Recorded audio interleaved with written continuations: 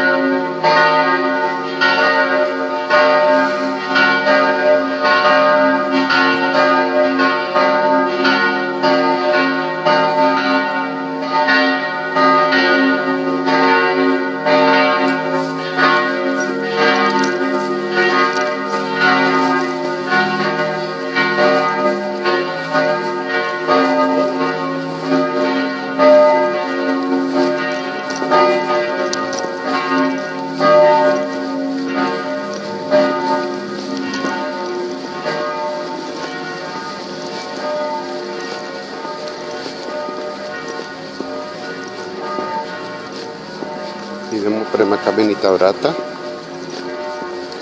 Poslije mise Svete Tri kralja koja je bila izvršena u Svetog Markova crkva.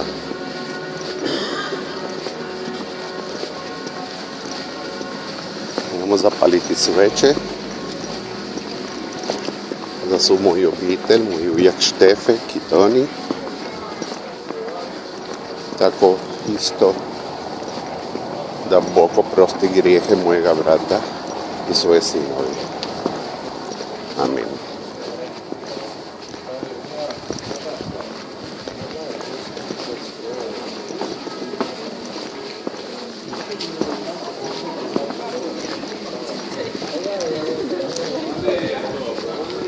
Evo Štefe, tu te da opeljam do Svetog Marka,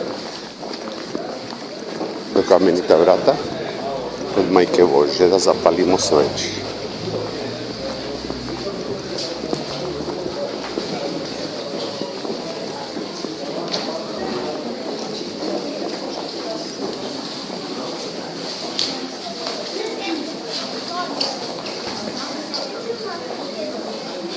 Točno su nam otvorili vrata pred nama.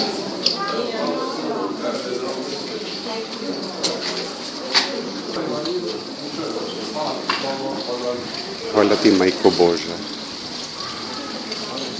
za sve što nam pomogneš. Amin.